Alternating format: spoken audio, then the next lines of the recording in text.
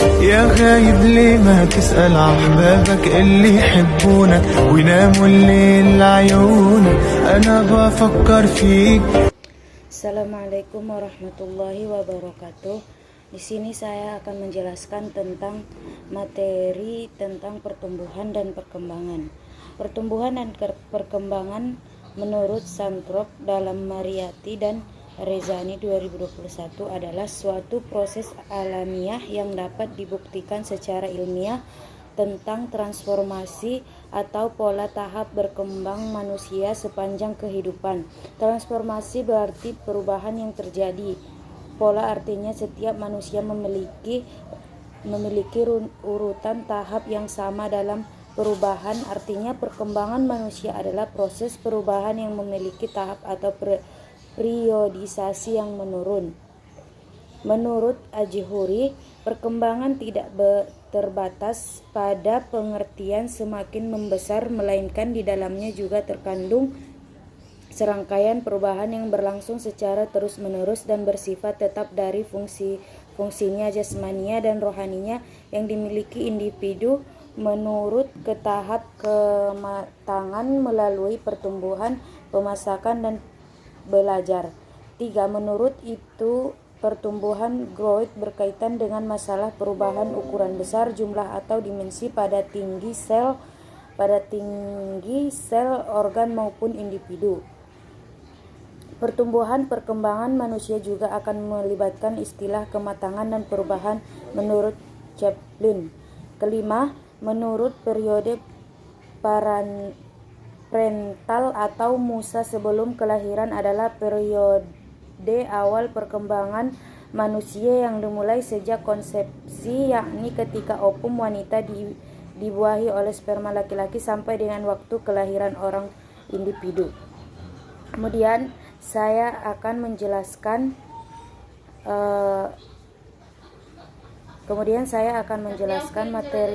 materi selanjutnya, yaitu keragaman individu dalam kelas. Keragaman individu mempengaruhi proses pendidikan dan pelajaran. Stimulasi pendidikan dan pembelajaran yang sama tidak menghasilkan perilaku hasil belajar yang sama karena pembedaan kondisi. Bagaimana pendidikan memahami keragaman individu tersebut? Manusia diciptakan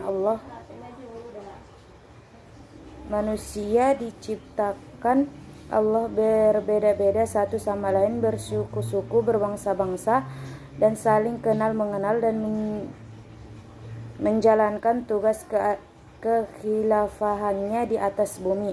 3. Keberagaman individual adalah rentang perbedaan intraindividual dan interindividual dalam ciri dan atribut fisik, kemampuan, minat, ciri dan trait kepribadian, pengalaman belajar dan pengalaman lingkungan rumah yang berdampak pada perilaku dan perkembangan. Perkembangan bersifat unik dan khas pada setiap individu sehingga setiap individu berbeda dari individu yang lainnya. 4. Faktor-faktor yang mempengaruhi keberagaman individu pada dasarnya sama dengan faktor-faktor yang mempengaruhi perilaku individu. 5. Faktor lingkungan adalah segala sesuatu yang berada di luar individu dan mempengaruhi individu, meliputi dimensi personal atau orang, kondisi, peristiwa, situasi, sarana fisik, material, suasana maupun tatanannya. Kemudian saya akan menjelaskan tentang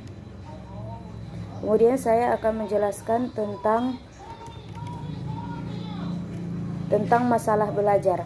Menurut Herman Nirwana dan kawan-kawannya, keterampilan belajar adalah suatu keterampilan yang harus dikuasai oleh seorang siswa untuk dapat sukses dalam menjalani pembelajaran di sekolah. Sukses akademik dengan menguasai materi yang dipelajarinya.